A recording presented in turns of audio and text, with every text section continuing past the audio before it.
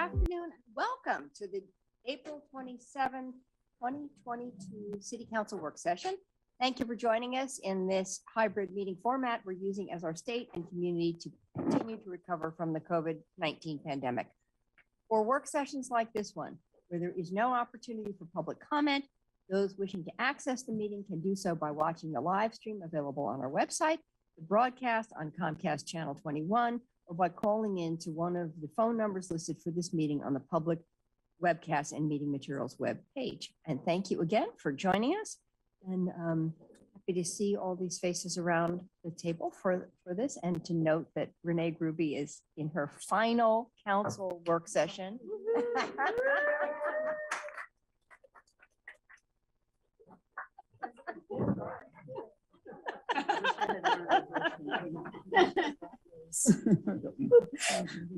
So with that acknowledgement, I'll turn it over to the city manager to kick this off.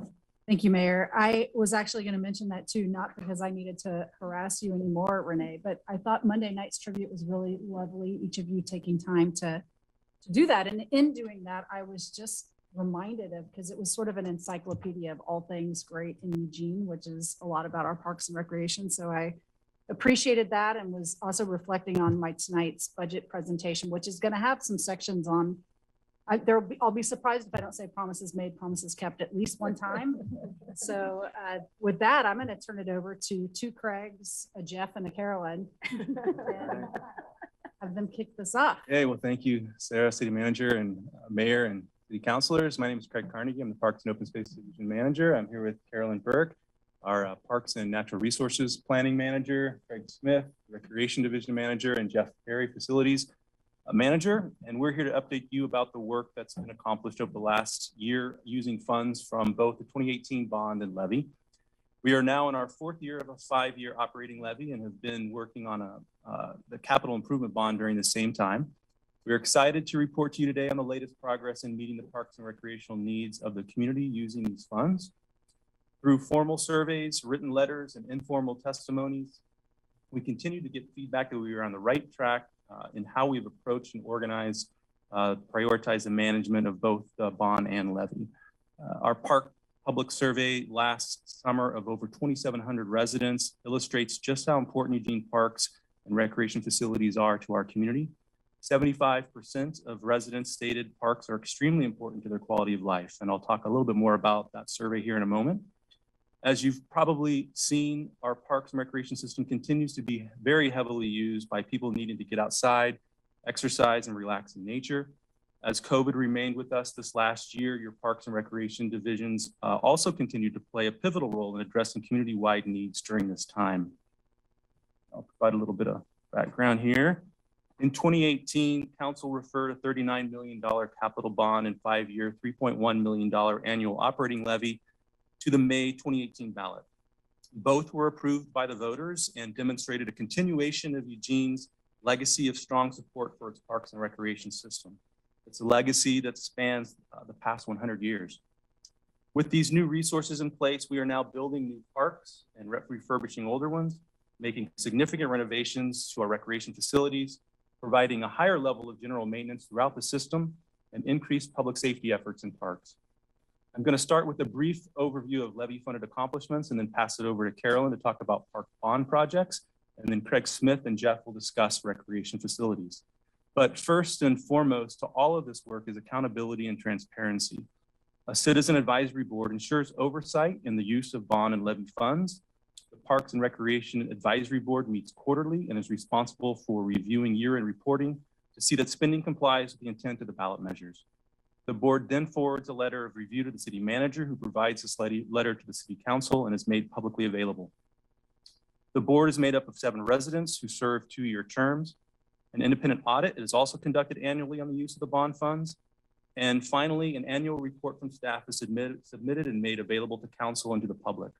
All these documents were included in your packet and available to view on the bond and levy webpage of the parks website. As for levy accomplishments over the last year, these funds continue to help us care for Eugene's diverse and growing parks and natural areas in a way that ensures a better experience for the community and a longer life cycle for the system overall. Specifically, this funding is dedicated to park safety and security, illicit activity, response such as graffiti and vandalism, and also includes general park maintenance activities such as cleaning restrooms, litter and trash pickup, landscape and tree care, and minor infrastructure repairs. It also includes habitat and natural area maintenance, such as invasive weed removal, wildfire risk abatement, trail improvements, and native plantings. And the levy also provides funds for maintenance of newly built parks, recreation facilities, and sports fields as these new sites come online. Before I step into the levy stats, I just want to say a huge thank you to all of our field staff for their work over the last few years. While there are certainly heavy pressures on our parks right now, the vast majority of them look very good. And this is due to the hard work and dedication the staff and the Parks and Open Space Division show each day. They are very proud to provide high quality park services to this community. Since the beginning of levy funding, Parks has increased the frequency of custodial services by 55%, increased available public restrooms by 22% by reopening restrooms previously closed due to budget shortfalls and extending hours of availability for others. We've also added 4 maintenance positions to enhance services, cover new park development, and add early evening maintenance coverage for 6 months out of the year during our busiest seasons. 10.3 miles of walking and running trails were resurfaced over the past year. We've seen a 40% increase in trailhead custodial services and added 1 new neighborhood natural areas and trailhead maintenance position. Also in our natural areas, habitat enhancement work continues throughout the park system. 2 dedicated park safety officers now patrol parks and enforce park rules. We also have 2 full-time and 2 seasonal park ambassadors. This team welcomes people to the parks and reminds them of park rules. In addition, our team continues to focus on the cleanup of vacated camps and illegal dumping throughout the park system. We've cleaned almost 4,700 vacated camps and parks over the last 3 years, and our efforts to remove graffiti in parks has increased 5-fold. We are currently looking at ways to do even more graffiti abatement work. The levy has also made it possible to add new park furnishings in existing parks, including 45 new trash cans, 21 new benches, and 14 new picnic tables throughout the system. And to that end, most community members have noticed this work and the significant improvements made in parks since the passing of the 2018 Operations and Maintenance Levy. In August of 2021, a public survey was conducted with 2,762 people participating. 75% of respondents strongly approve of how parks and open spaces are currently managed and that the 2018 levy was worth the expense. Expanded maintenance services and safety teams provided by the levy were key factors in residents' responses. The most frequently observed improvements made possible by the levy were the increased care of trees and vegetation, removing invasive plants and planting native plants, the reopening of restrooms and additional portable toilets, and decreased camping. Funding for park maintenance and safety were strongly supported by 78% of survey participants. 61% of respondents felt our parks and natural areas are extremely or very well maintained, a slight increase from 2020. 56% of respondents felt extremely or very safe in parks, which is an 11% increase from 2020. And survey respondents also clearly stated a desire to continue to make improvements in all of these areas. So we are now well into the 4th year of the levy, and we continue to stay focused on providing this array of improved services. However, this funding does expire next year. We hope to be back in front of council soon to discuss how best to continue funding this work, including a possible ongoing park fee to replace the levy or a levy renewal going before the voters in May of 2023. And with that update, I will hand it over to Carolyn to talk more about the bond. Thank you, Craig. So I'm going to kick us off with bond implementation. And I'll start just by saying by the end of this year, 13 out of 38 bond projects will be complete. That's about 1/3 of the total projects 4 years into the bond. So we're making good progress. We did see a couple projects schedule wane a bit because of COVID complications, but in general, we are on track for completion of the bond in the timeframe that we thought, which would be around 2028. So I'm going to give you an update on bond projects related to parks that we've completed since our last report, and then I'll turn it over to Craig and Jeff to talk about recreation projects. Lighting. We have been doing a lot of lighting projects, both last year and then continuing this year. That's both new lighting projects in areas that were previously unlit and lighting renovation where we had failed light systems. Most recently, we completed Prees Trail in Alton Baker Park and Monroe Park. Both of those were lighting replacements, and they were both in the nick of time, literally, because both systems were failing and we had significant dark areas in those parks. So you can see from these slides that our new lighting in both those parks, it's our new standard. We're really happy with it. It's attractive. It is energy efficient because it uses LED bulbs. It has a warm temperature color to it, which is better for nocturnal wildlife. And it really points the light on the ground where we want it instead of into our night skies or neighbors' porches and things like that. So we're getting great feedback on the new lights. We also did a brand new lighting project on the South Bank Trail. This is the section of Riverfront between the downtown Riverfront Park and the university. It actually goes through university property. And this was a complete new alignment of this path, and the bond funded the lighting. In this case, since we were going through U of O property, we used the U of O standard, but that's okay because they maintain it. So we're good with that. But it's just wonderful to have this section connecting the university to the downtown lit. So it's a great improvement. We also have a new park renovation to report. This is Berkeley Park. It's a neighborhood park off of 14th Avenue in the far west neighborhood. Really substantial renovation of this park included a large playground enhancement, including new sand play as well as nature play components, which were very much sought after by the neighborhood. We have a new plaza for picnicking and small neighborhood gatherings. The play field, the large green lawn area that you see, is also substantially improved. Earlier, that was smaller and it had power lanes going through the middle of it. So there were poles in the middle of this playing field. We've undergrounded all those utilities. And so this area is just much more usable now. And then we have an ADA accessible path going around the entire park. So we're already, with some of the nice weather we've been having this year, we've already seen a lot of people enjoying this park. Of course, we're all looking forward to the opening of downtown Riverfront Park. That will be completed in June.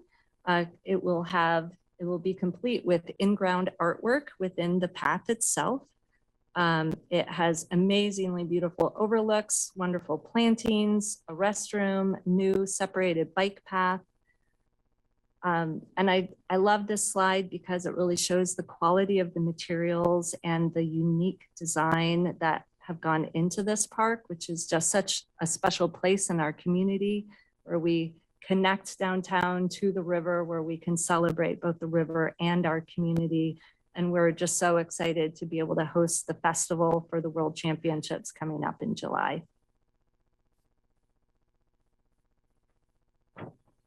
This slide is a little busy, but that chart on the right is attempting to show the different stages of progress we have in all of our different bond projects.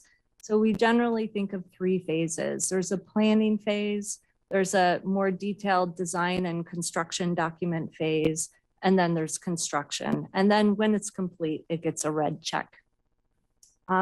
So currently, we have 28 of 38 bond projects, either complete or underway. We're really looking forward to this year. We're starting construction for Stryker Field. That project is out to bid. It's already gone to bid. It's under contract and work will get underway soon. We'll also be rebuilding the tennis courts at Churchill High School. We'll be renovating the restroom at Monroe Park so that that can be open year round. And we think that we will be breaking ground for the Delta Ponds Loop Trail construction project. That project will likely lead into next year as well. In the design and construction document phase, we have Santa Clara Community Park. So that is well on its way. Arley Park and the Ridgeline Trail extension. the Amazon Creek Rewilding Project, which is between 19th and 24th and involves removing the concrete channel that creek currently sits in, as well as lighting on the Fern Ridge bike path. And that's an exciting project because when we are complete, all sections of that bike path will be lit. And so we'll be completing all unlit sections of that path. And then finally, in the planning stage, we are gearing up for public engagement and planning for the Golden Gardens Park and Sports Complex Master Plan, as well as a new development of Maddie Reynolds Park and the renovation of Martin Luther King Jr. Park. So lots going on. And before I pass it over, I did want to note that we are seeing a trend of really high construction prices. We are seeing that both in inflation, material availability and shortages are really driving up those prices. Fuel costs have an impact on construction projects. And despite all that, we still are in a really strong construction market right now. And so we're not seeing a lot of competition for our projects, which also drives up costs. So I just wanted to point that out. It's something we're watching really closely. We are leveraging funds everywhere we can. We currently have 2 grants that are submitted and we're waiting to hear back from. And we're also working closely with our Eugene Parks Foundation, whose capacity to do fundraising is really increased. And so we are working through all of that and we'll keep you up to date. And with that, I will pass it over to Craig and Jeff to talk about some awesome recreation projects. Great, thank you, Carolyn.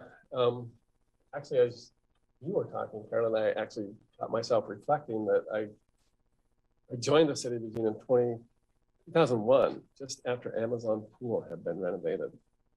And to hear your projects and to think about this, it's really exciting to be up here talking about what's going on with this latest bond. It's phenomenal, actually. But to get to it, as you are all aware, Recreation has 3 major renovation projects in the current bond. Those 3 facilities were chosen as part of the take care of what we have strategy in the Parks and Recreation Systems Plan. All 3 aging facilities were built in the 60s and had increasing maintenance and operational challenges. And they were also not providing the appropriate space for the level of programming that was needed for our growing community. So when giving this project update about 1 year ago, both Campbell and Echo Hollow Pool were not quite done yet. But both those facilities opened in the early summer, and they opened to extremely positive reviews from patrons that were returning, brand new patrons, and of course the staff that work and facilitate those buildings. Starting with Campbell, this is an overhead view of the 6,000 square foot new wing. This additional space contributes to increased health and fitness classes. It adds additional versatile classroom space, and it provides our largest community gathering space that we have in the new Great Hall. This view of Campbell shows the new main entrance on the west side and the public art that greets patrons as they come in. The entire renovation of the old wing, the addition of the new wing created a new lobby area that really highlighted our ability to provide social connectivity for Campbell patrons. And that is something that they asked for from the beginning and value greatly. This is a unique shot of Echo Hollow Pool as the sun rises. You can remember that one of the major renovation priorities of Echo Hollow Pool is that we wanted to increase space for competitive swimming and provide more swimming area for lifelong lap swimmers, many of whom seem to really like writing you all a lot of emails. Next. So slide 19, this one here is the additionally at Echo Hollow Pool, let's provide recreational swimming, especially during the summer and to take a lot of heat sent off Amazon Pool. And finally, before we get into our 3rd project, Sheldon Pool, I just want to, I want you to understand that as Craig said, we're still impacted by the pandemic. And that means that we're right now, we don't have the workforce at this time to operate all of our pools at full capacity. As what's going on around the nation, if you've been paying attention, public schools are lacking lifeguards. And so we're struggling with that. Lifeguards, swim instructors, and fitness instructors. So we're coming into the summer and we are planning on operating all three of our pools, especially all three of them. But we'll probably have some altered schedules with that. So slide. And then finally, here's the new tank at Sheldon Pool. It's a warm water tank. It's our very first current channel used for recreational swims and fitness classes. And with that, it's not done yet. It's not quite done yet. I'll turn it over to Jeff to finish up on what that project's all about. All right. Well, I'm happy to report that the Sheldon project is very close to being complete. Currently, we're working with the general contractor and on final punch list items, and staff preparing the facility to reopen very soon. The project offers new amenities along with facility repairs and system upgrades. This includes, as Craig mentioned, a new warm water multi-use pool with play features and a current channel. The very highly anticipated spa that we've heard from the public that they're very, very excited about. A new outdoor area, including covered patio, fencing, and lighting improvements. Newly renovated restrooms plus 2 family change rooms. 54 additional parking spaces for pool patrons, and some needed preservation and maintenance projects that include replacement of the roof, new LED lighting, a new HVAC system, and automated digital controls, along with a new security system. Next slide. All right. One of the more exciting aspects of the project is that it not only increased the facility size and offers more amenities, but has also resulted in a significant energy savings. We've added a 1,600 square foot activity pool, 120 square foot spa, increased the size of the natatorium and family changing rooms by 4,000 square feet. In addition to the high efficiency electric heat pump, similar to the model we had installed at Echo Hollow, there's a 39 kilowatt photovoltaic system that includes 105 panels.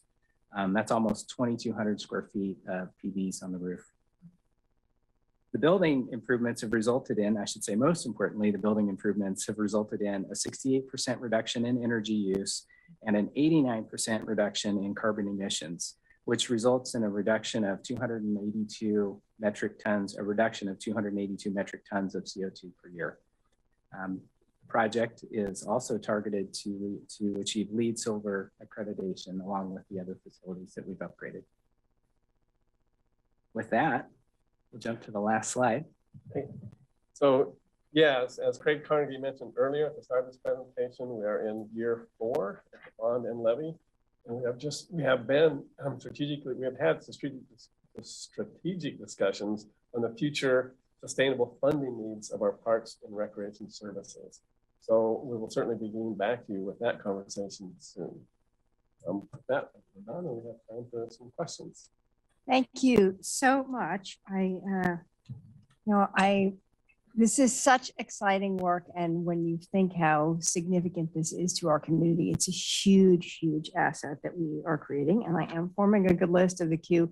I just want to say one thing quickly, which is that I went to my first event in the new Great Hall at the Campbell Center on Sunday, and it is awesome. What I had seen it before, but to actually see it in action was really wonderful. It's a tremendous asset to the community. So thank you for that work. And I have Mike and Randy up first. Thank you, Mayor. I appreciate the presentation to everybody. That was very thorough and it's very exciting, as the Mayor said. I have some budgetary questions on the detail level of some of the things that you mentioned, Carolyn, and I just want to go through a couple of them here. You mentioned Stryker Field getting underway with construction phase coming in June. Do I remember correctly that that's phased? And can you tell me when you expect phase two, if that's so, and if that funding has been identified and committed? So you're correct that Stryker Field will be constructed in 2 phases. Majority of the work will happen in phase 1. Phase 2, which we couldn't afford in phase 1, are the petanque courts, basketball, and pickleball. We do not currently have a time frame or funding identified for that, but we have committed to completing phase 2, and as we kind of continue through the rest of our bond implementation, we'll be looking for those opportunities. Thank you.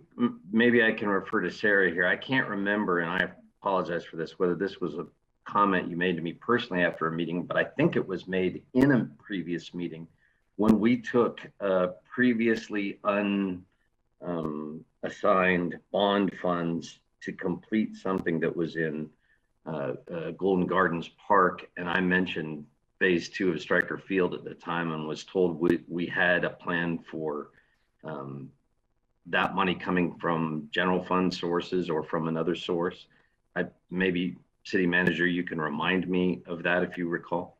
Yeah, so that the 2 pieces of that were related to the bond funds from a previous bond that we allocated to Golden Gardens because bond council had advised us that that was an eligible use that some of the other parks aren't eligible for, but Golden Gardens was, so we did that.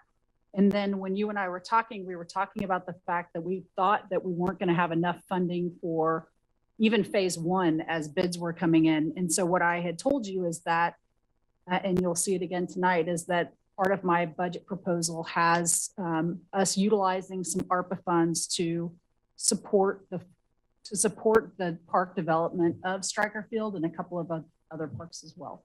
So it's not for phase 2, it's for phase 1. That was a dependent issue on my vote around Golden Gardens, and that's why I remember it so strongly. Can anyone give me the estimated cost for phase 2 on Stryker? Sure. So phase 1. I remember like 600 and something, I thought. But. Well, just to build phase 1, we had to add $600,000 to the existing park budget. So we have increased the Stryker budget by $600,000 for this current phase of development. Phase 2, we are estimating at about $500,000. Okay, thank you. Then the next park I wanted to ask about was Creekside and the pavilion that has been scheduled for so long there. My understanding is that that's also due for completion. Yes, I've heard those building permits have come through, and so the volunteers that are working to build that are ready to go, as far as I know. Excellent. And funding is set up and completed for finishing that work.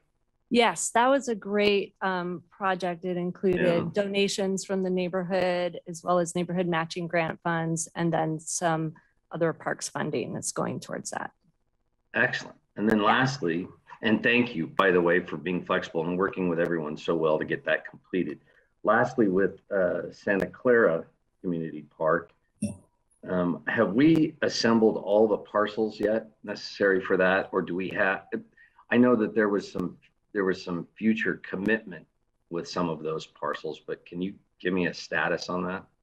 We have assembled everything that is currently for sale as a willing seller. It's a 35-acre park, and we have a beautiful master plan for those 35 acres, and it will function wonderfully as a community park with our current property and with the master plan we have.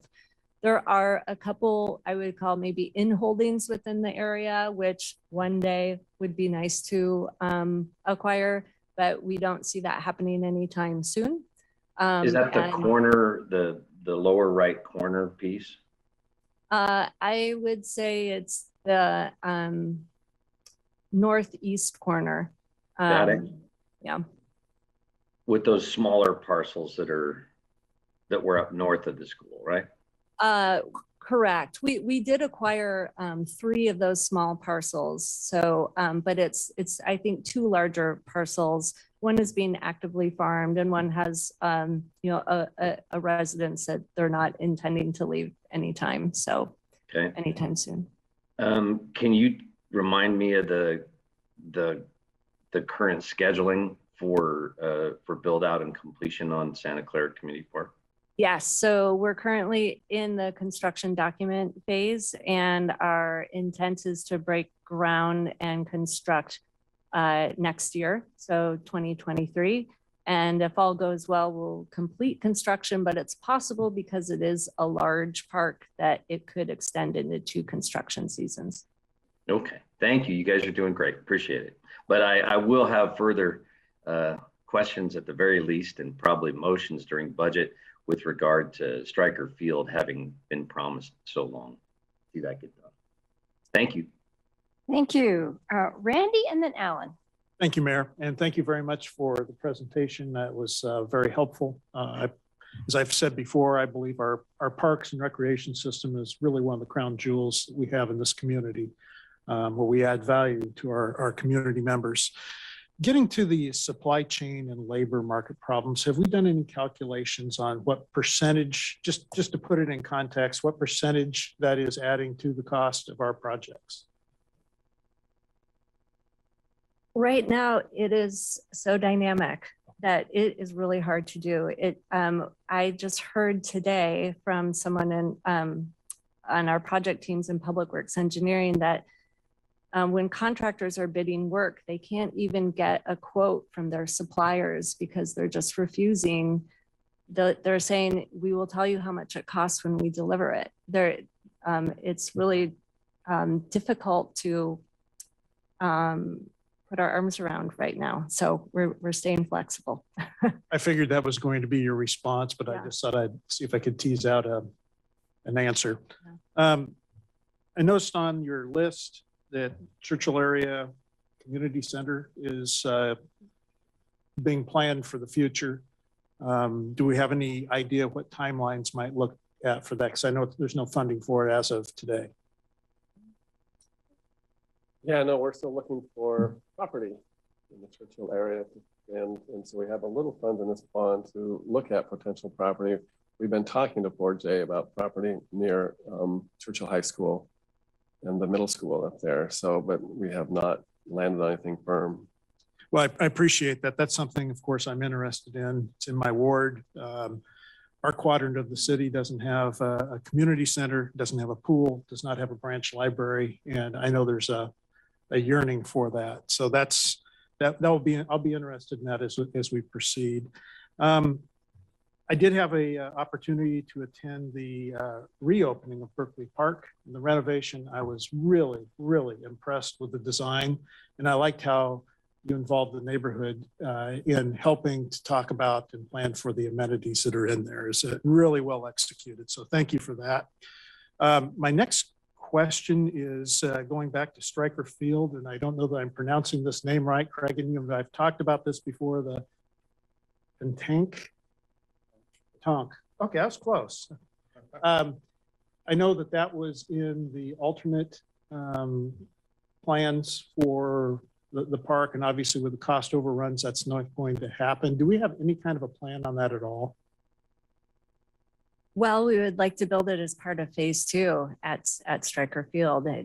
We do have a really nice design for it. Unfortunately, it was with the cost overruns with that, we just weren't able to include it, but I think that would be our first choice.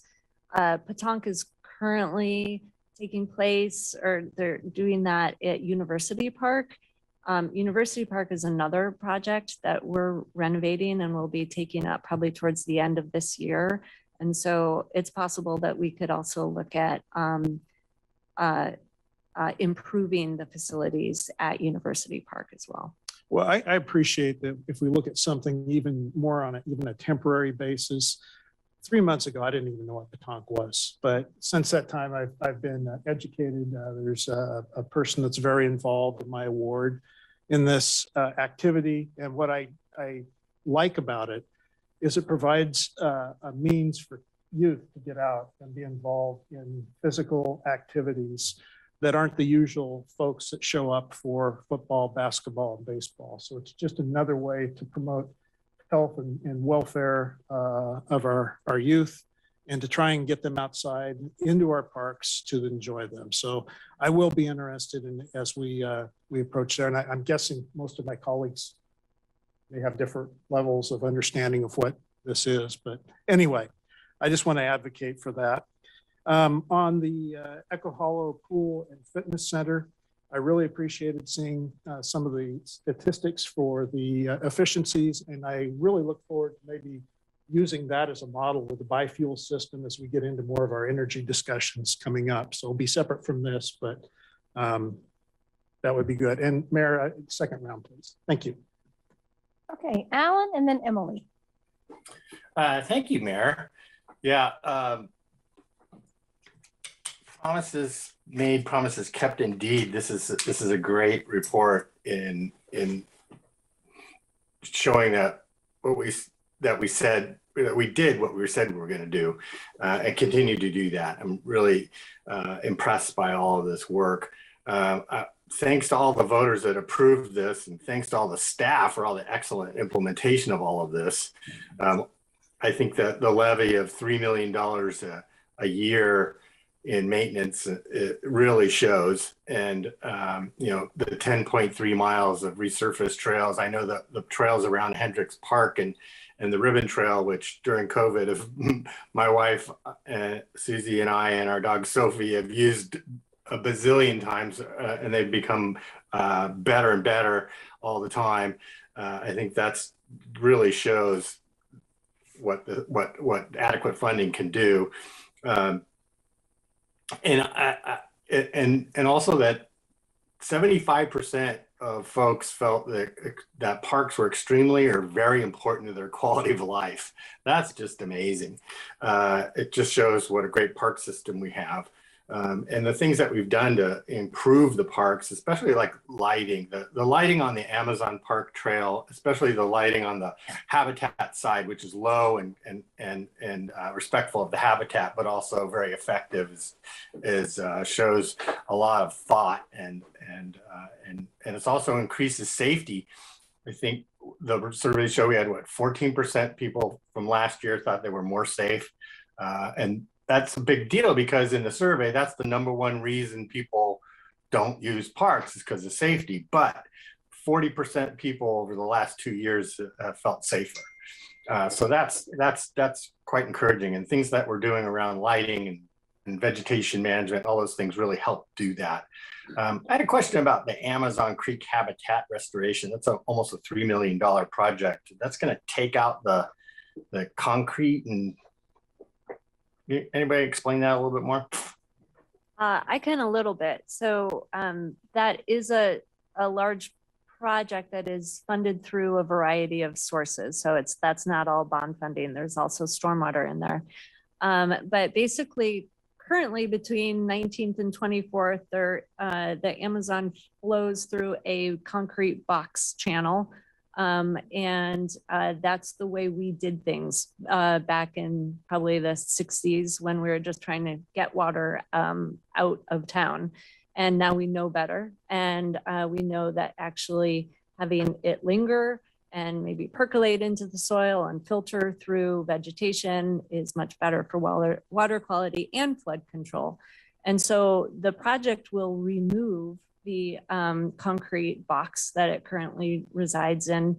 And it will kind of just add a little bit of meandering to it. We have a fair amount of right-of-way actually along Amazon Parkway there. So it can do some nice meandering, add a lot of vegetation, and that's about it. Yeah, that'll be cool. It's between 24th, between your Amazon Parkway and next to South Eugene High School. I think that's going to be a great project. And we won't see as many grocery carts thrown into the channel that are hard to get out too. The pools are awesome. The Echo Hall and Sheldon pools, you know, there's so much demand. We actually still need another pool. There's so much demand, and a year-round cover around Amazon.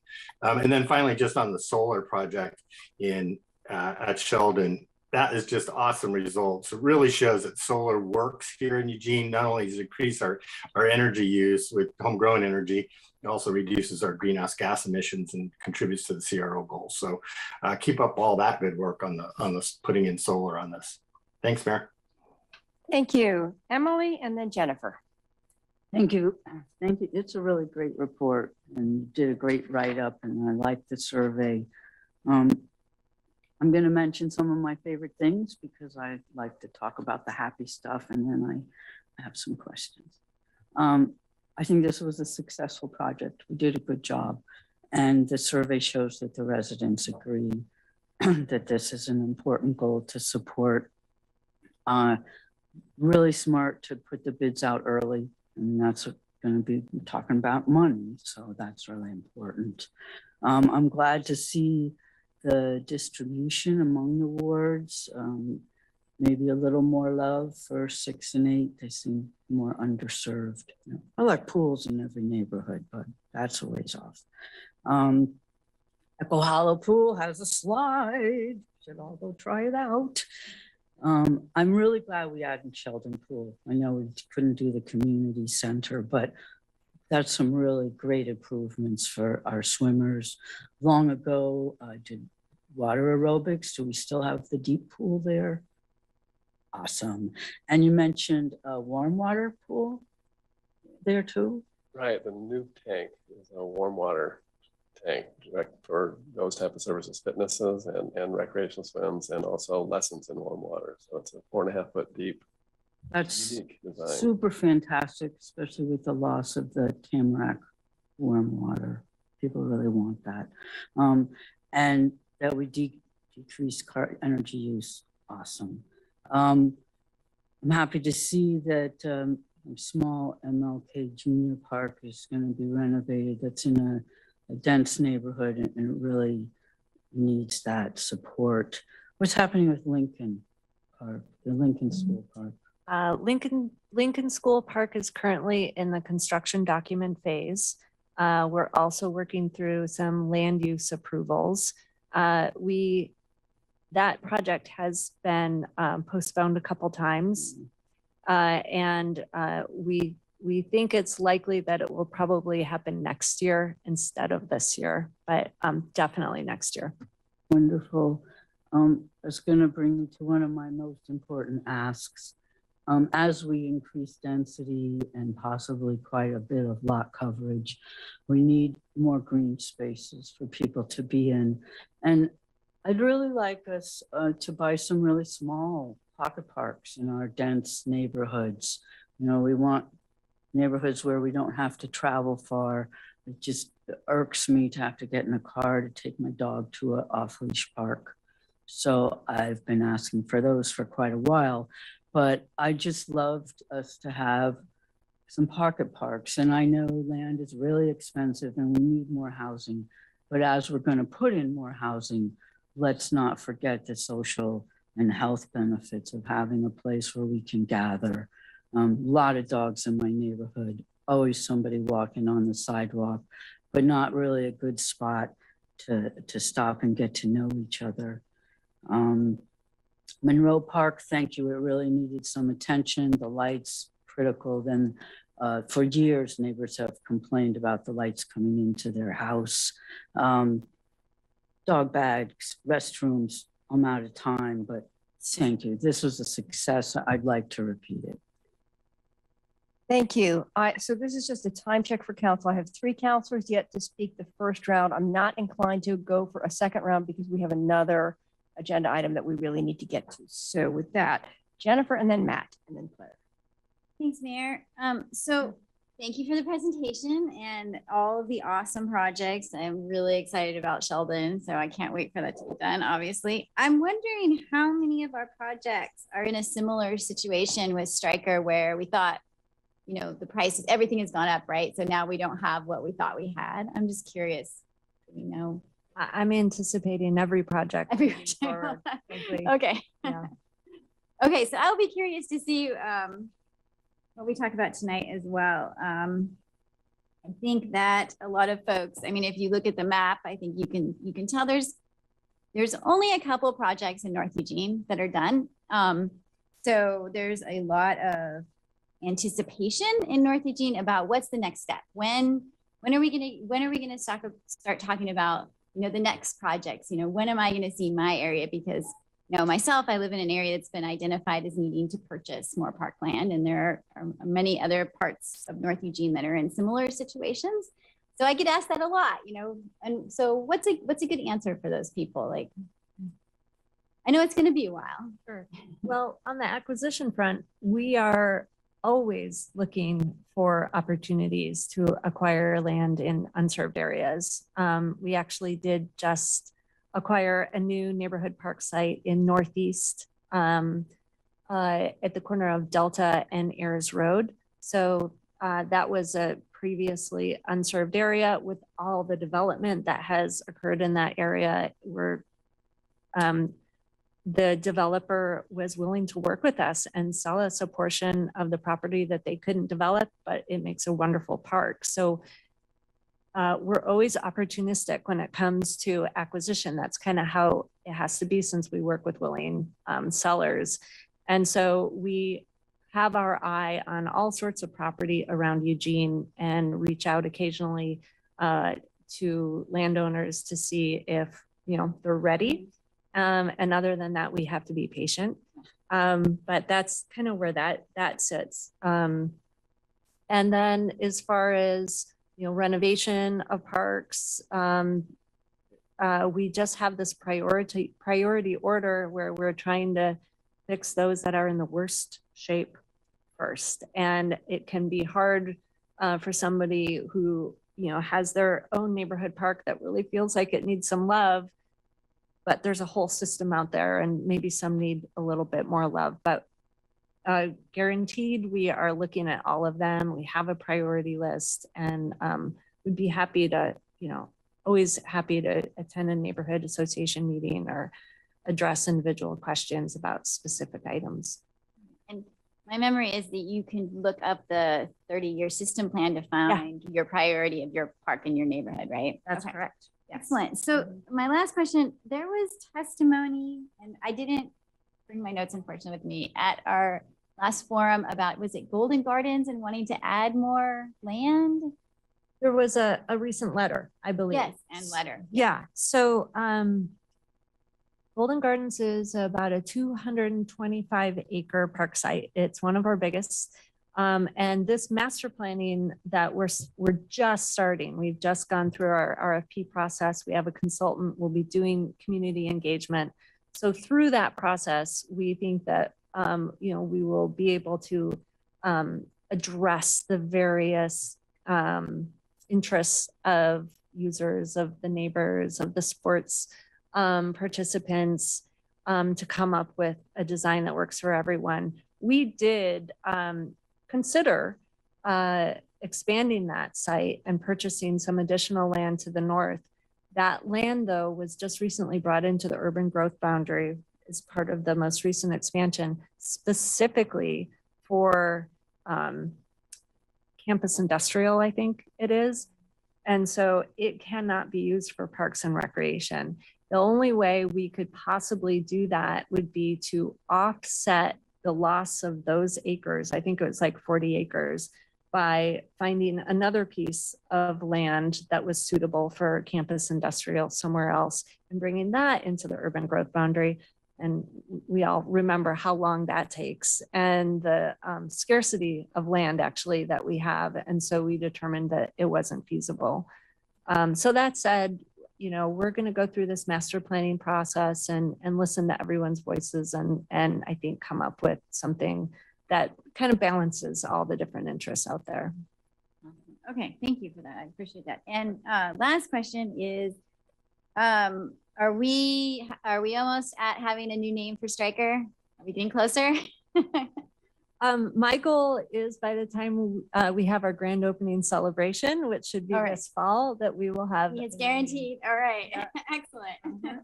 We're all looking very forward to it. Yes, me too. Thank you. And thank you, Matt, and then Claire. Thank you, Mayor, and thank you for the presentation. There are a few questions I have, so I'll try and do it as fast and expeditiously as possible. 45 new trash cans, and informed by a recent visit to East Alton Baker Park, in which I was looking for a trash can for a while. I was told that that folks go through those trash cans looking for recyclables, and the refuse material just ends up scattered about.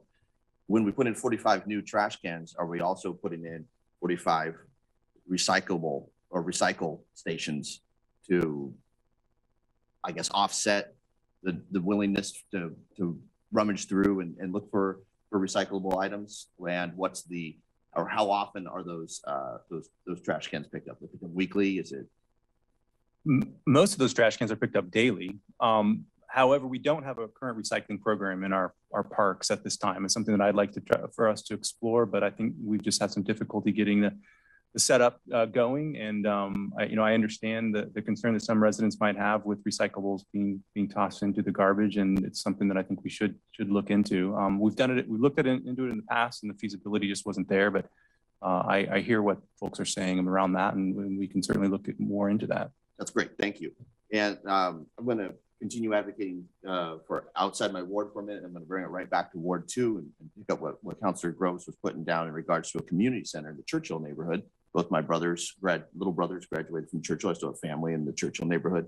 And we would have to drive to Candlelight Park or to Amazon Park in order to use the nearest dog park services, or Wayne Morse Park. And I just looked it up, the amount of dog parks in town, did a heat map, and there's a dearth of opportunities to take your dog off leash in the southwest portion of town, as Councilor Semple pointed out, as Councilor Groves articulated. It's not my ward, so I'll be careful about how I enthusiastically advocate for residents of Randy's Ward 8. But in addition to that community center that he articulated the needs for, I would suggest that it would be a big boon to that community if there was a dog park, an off-leash dog park as well. So I'm getting a nod from the good council. Thank you, Councilor Keating. You also mentioned 2 EPD officers that patrol our parks. Is that adequate enough to have 2 law enforcement officers for the vast system of parks that we have here in Eugene? I think our preference would be to have at least 2 additional officers, and that's what, in consultation with EPD, I think that's been their view as well. And so we would love to see at least 2 additional. But as of right now, they are spread pretty thin, similar to our park ambassadors, but they're also doing great work at getting out to the hot spots and the much needed areas of our park system. Great. I would suspect that an increase in law enforcement presence and an increase in recyclables and an increase in dog parks would all poll well. I would hope that South Eugene voters would agree. And now to advocate for my Ward 2 constituents, great appreciation and support for the year-round Amazon Pool service. I understand their staffing concerns, but also South Eugene voters turn out for bonds and levies for parks and recreation systems. I would ask that from a conservation standpoint, reducing our carbon footprint perspective, that we look at as a municipality, the importance of supporting recreation services while also having systems that are systems that are walkable, and folks can use those systems, whether it be a dog park or a pool, and not have to drive across town. Thank you. Thank you. And Claire. Thank you, Mayor. Thank you for the great presentation on this wonderful investment that voters made in our parks and recreation system. It's just so great. I am curious, and I don't expect you guys maybe to have this on the tip of your tongue, but since we were talking about a levy or excuse me, bond around our roads, I'd love to know what the yes vote was on the parks bond and levy that we're working with right now. So if someone can get that to me, unless you know it. Yeah, are you looking for the percentage of approval for that? Yeah, we can get that to you. Great. You answered one of my questions, which was, when is the Delta Ponds Loop Trail going to be completed? Because that's a park my husband and I enjoy a great deal and use quite often. And I was going to ask you to kind of give highlights of work in Whitaker, Train Song, and Bethel, but in the interest of time, I will just move on past that. I do see there was a lot of lighting and rehab done in some of those areas, and Train Song Park is scheduled to have a renovation in 2027. Yeah. I'm thrilled to hear that the survey results showed park users are recognizing the investment. They're feeling the investment that was made, that it's tangible for them as they use the parks and recreation system. I really support Emily's suggestion to think about pocket parks and where those might be. I know they can, you know, an amenity is also a liability, but I think they can really help relieve some of the pressures of some of the more dense neighborhoods. I'm really excited about the Amazon Creek Restoration Project. I used to work in an office right next to that section. And so bringing it back to a more natural state will not only improve the water quality, but it'll also just be much nicer for folks who live and work and walk and bike past that. I think that's going to be very, very a really great enhancement. And then since Carolyn mentioned the Eugene Parks Foundation, I'll just share that I'm a volunteer member of the board of the Eugene Parks Foundation. And our mission is to raise funds to add amenities to our parks and recreation offerings that wouldn't otherwise be possible just simply relying on city funding. And we also help facilitate the purchase of additional parks land and donate that to the city. And in fact, we just did that for some land next to the Wild Irish Trail that the city's planning to use to make access safer for folks who use that. And if you want to learn more about it, just look up eugeneparksfoundation.org. Thanks. That's great. Thank you so much. Clearly, we could talk about this a lot longer. Mike, I'm warning you, I'm just not going to go for a second round because we have another item. So I see your hand raised. Apologize for that. Thank you so very, very much for your work and for your presentation. It was great. And we'll allow a little bit of transition. And then we have our second item. We should have met in the park. We should have met in the park. Be a Zoom logistic nightmare, but it didn't. All right. All I had to do is have wireless. That's right.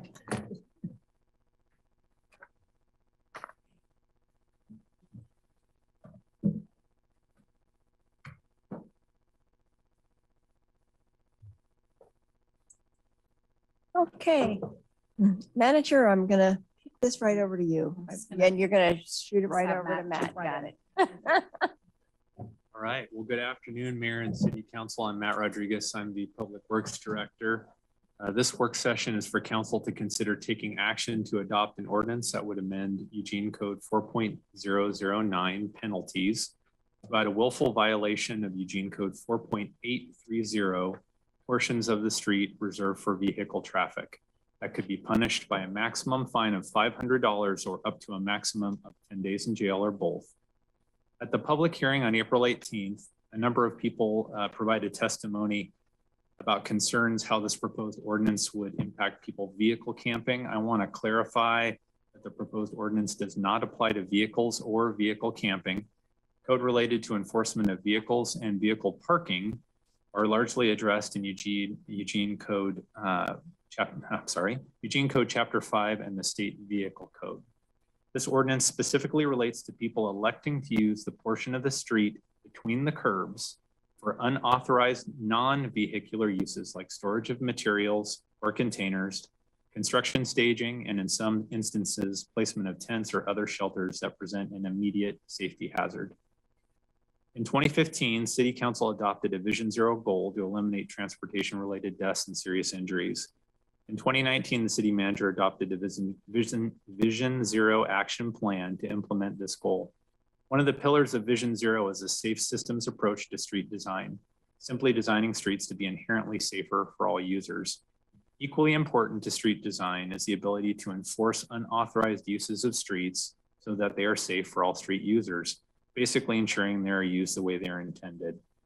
The current maximum penalty of a $250 fine has not proven to be an effective tool in this pursuit, as it does not give police officers the ability to immediately remove a safety hazard. The ordinance as proposed sets maximum penalties and allows the use of the willful violation tool only after the violator has refused to remedy the safety hazard after receiving actual notice of the hazard by a police officer. So for someone violating this proposed ordinance to avoid an increased fine or arrest, the hazard must simply be removed. We appreciate council's consideration of this proposed ordinance, and Lieutenant Doug Mozan of EPD, Jeff Petrie from Planning and Development, and myself are here to answer any questions you may have.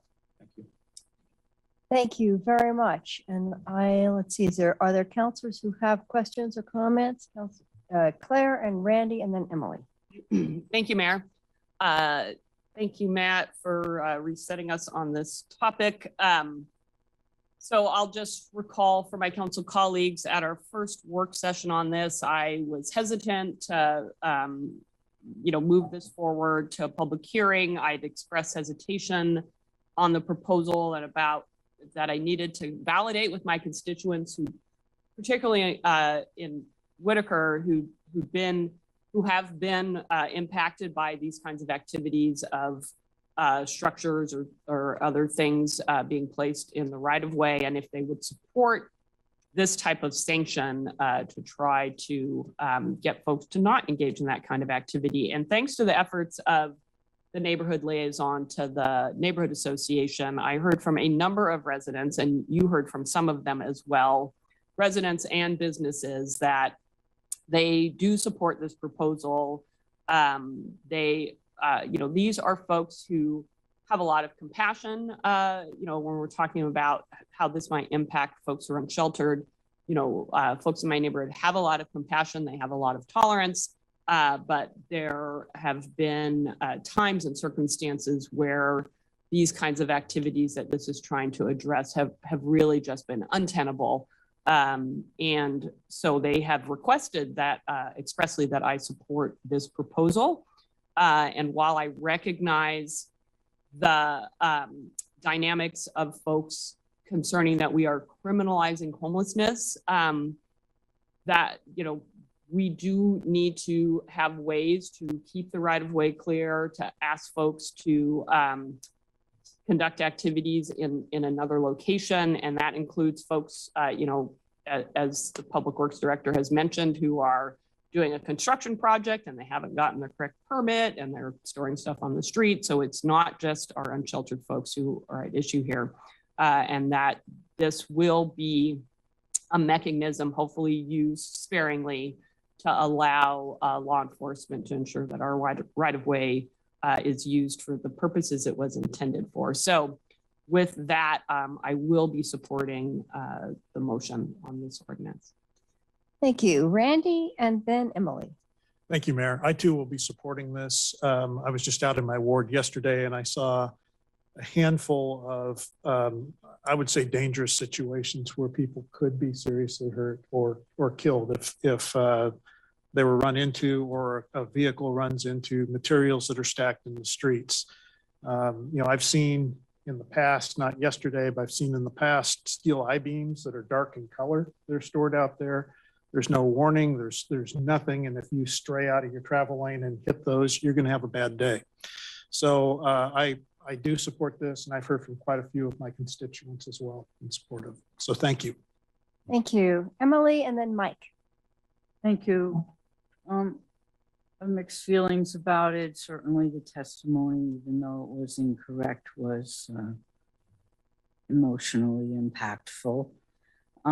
I can see how doubling it would make a difference for somebody who could possibly afford $250, and so maybe 500 would make a difference.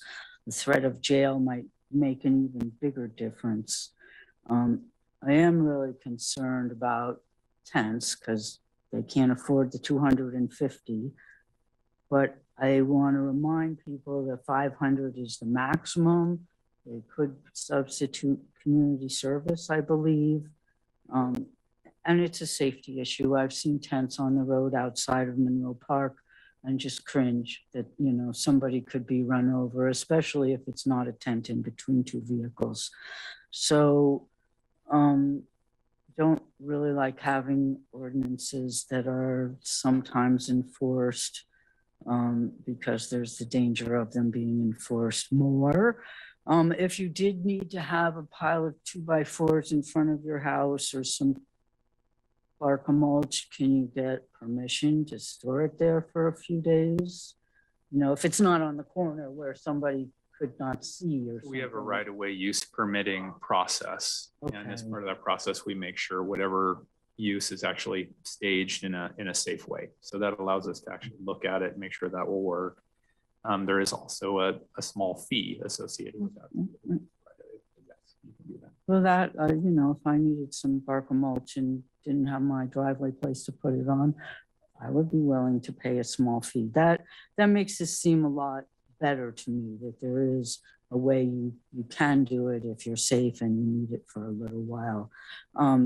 Across from the 13th camp, you can remember the rows of RVs and there was a boat. So it turned 13th into a single lane road.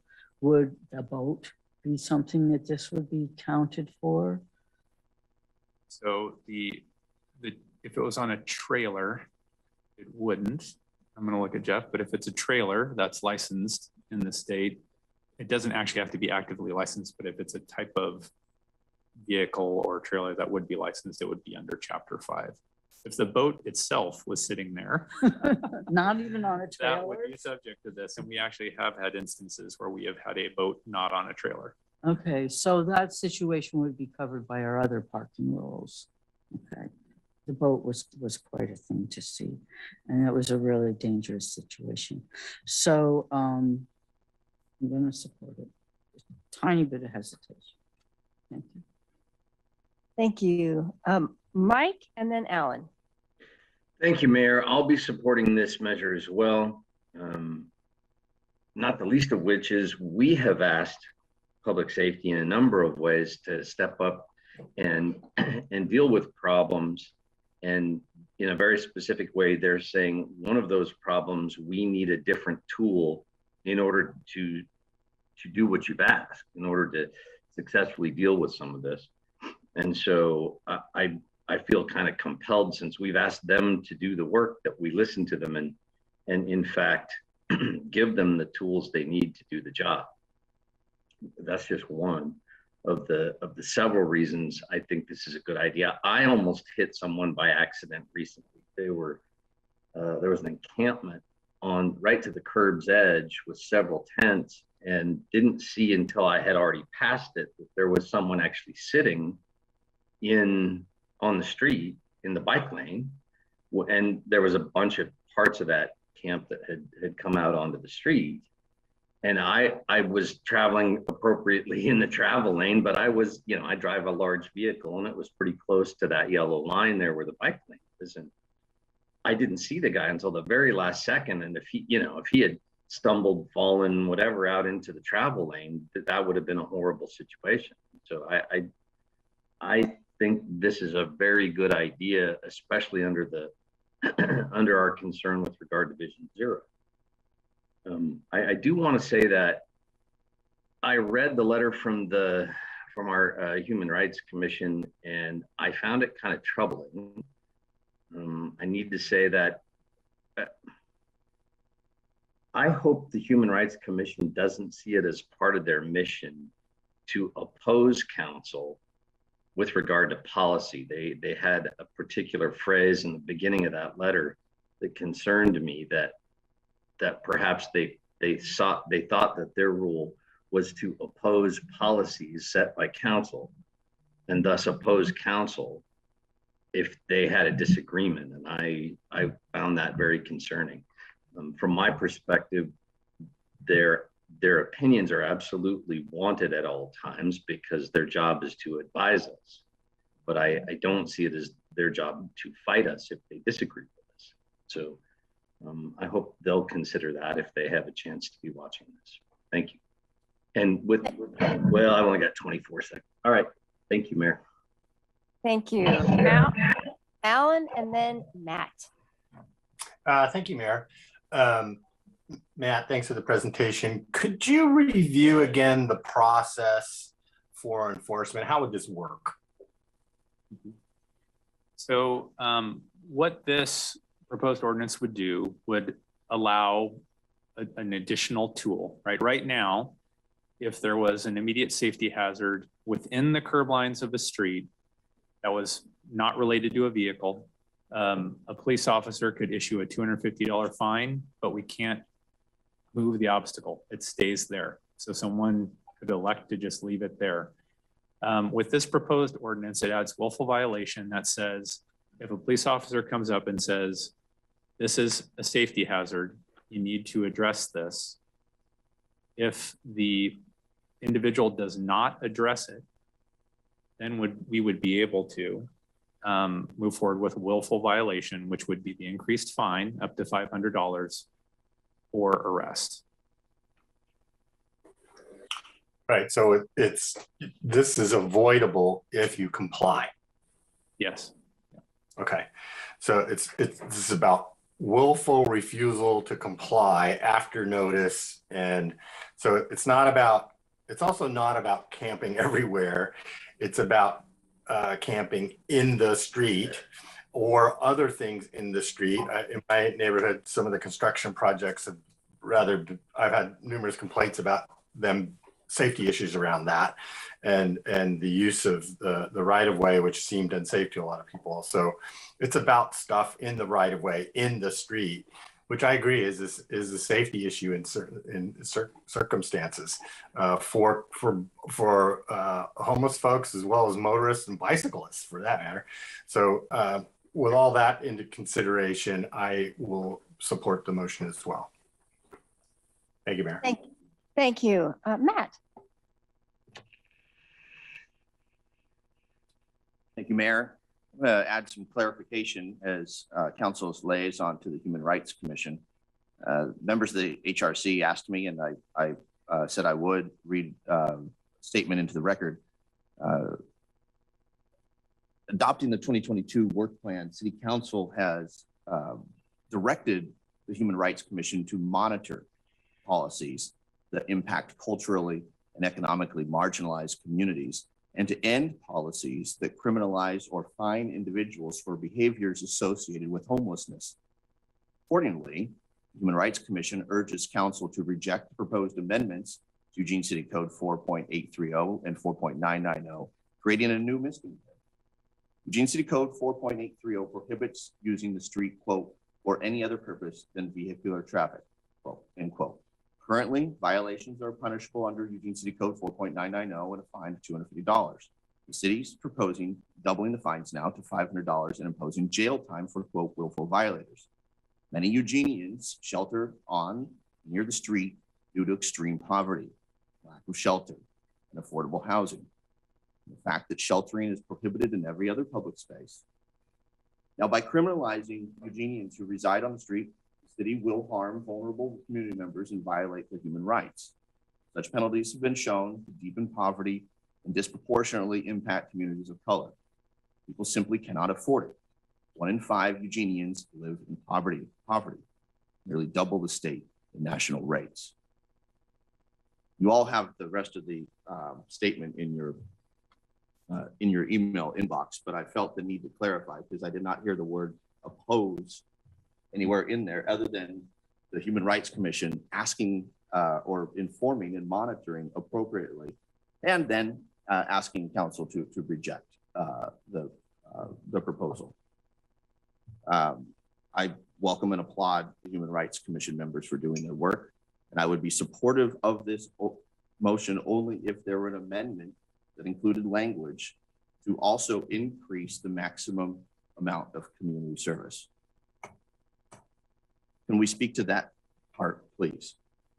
We'll ask the city attorney to speak to that. I don't know what that amendment would look like because 4.990 has no provision in it that could be increased or decreased regarding community service. because that is within the panoply of options that is available for a municipal court judge, it's not captured within 4.990. So I don't have, there's nothing that readily comes to mind that I could say, well, make this motion. I apologize for that. So I'm not sure what kind of change. If I appreciate that. If we were to add a community service piece to this, would we have to add community service pieces throughout Eugene City Code? I think what I would need to understand is when you say add a community service piece to this, because so as of right now, what you have is the intro, which is these are punishable by a fine up to or jail up to the following amounts. And so, and then it has a small provision there around rehabilitation of the offenders. So to add a community service component, you would actually have to revise the subsection 1, which is the intro, as well as then the specific provision. So it would, I wouldn't want to do it on the fly, right. because of the potential dominoes that I just wouldn't be prepared to know off the top of my head, knowing how that intro works for really every code provision within Chapter 4 that's a violation.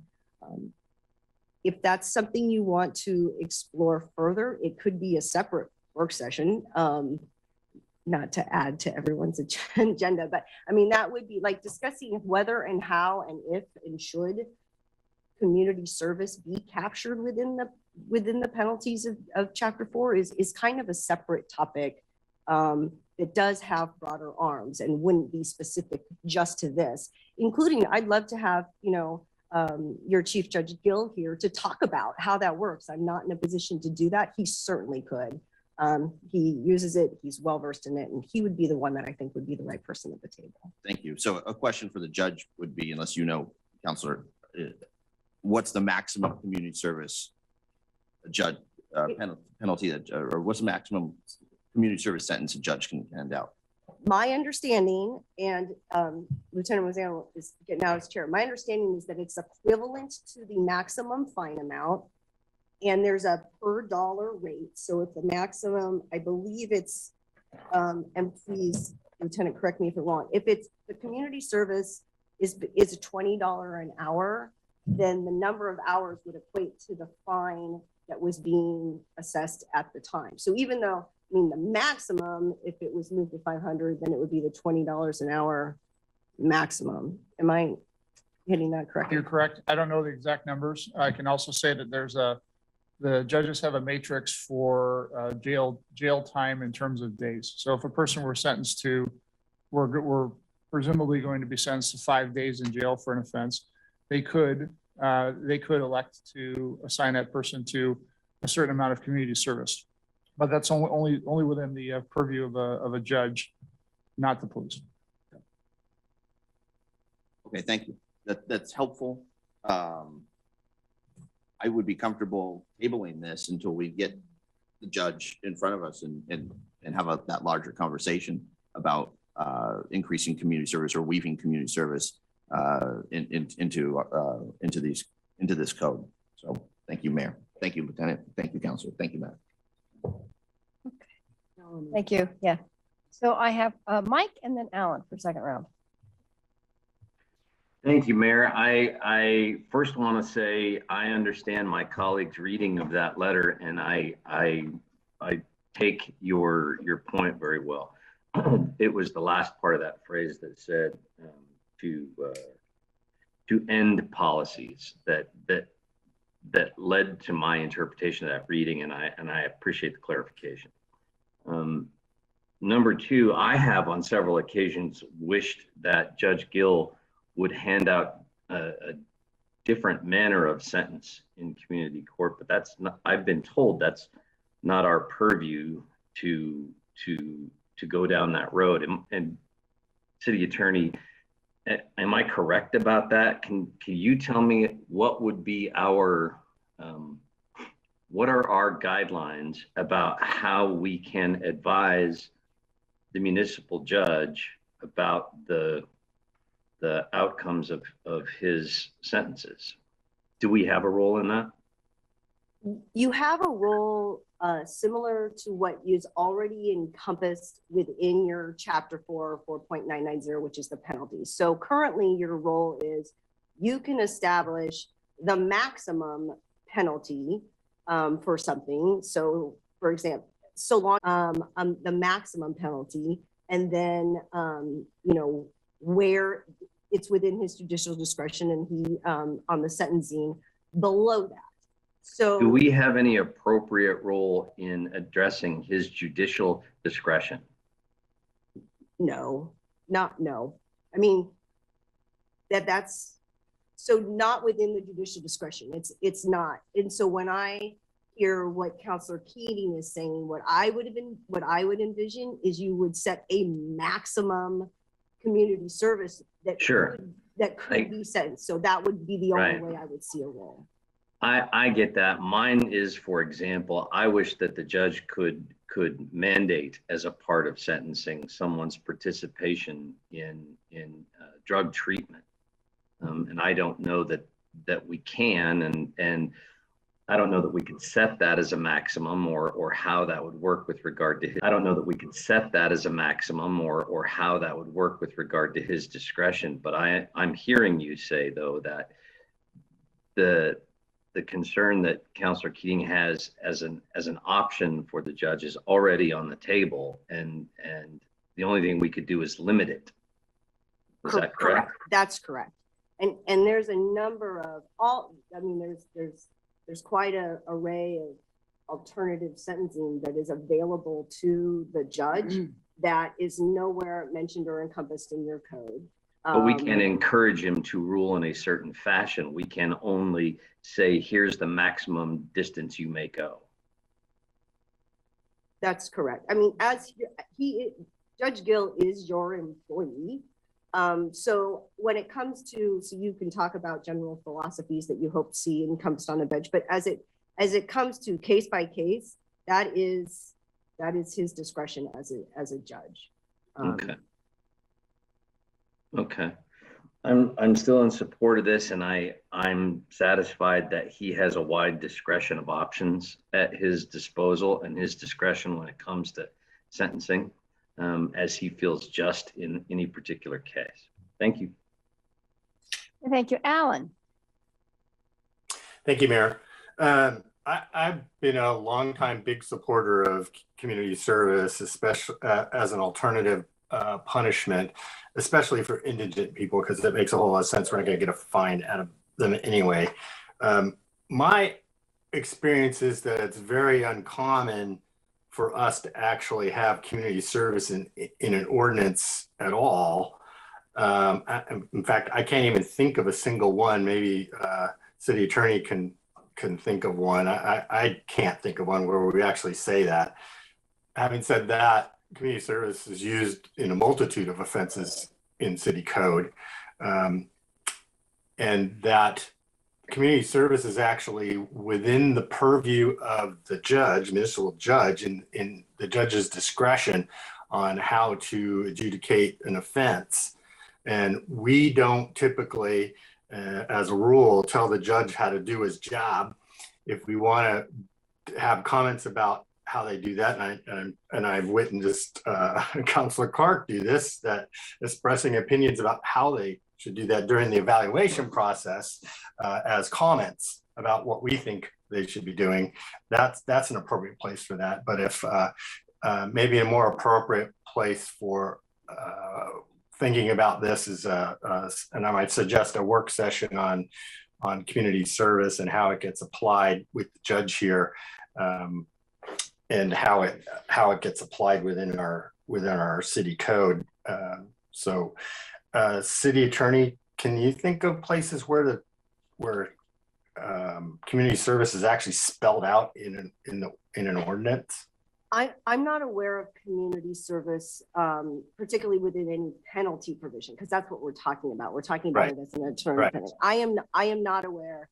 I like to think I know your code of one side and down the other, but I'm not aware of anywhere in the code that community service is specifically mentioned. Similarly, I don't think you will find the word community court mentioned anywhere in your code.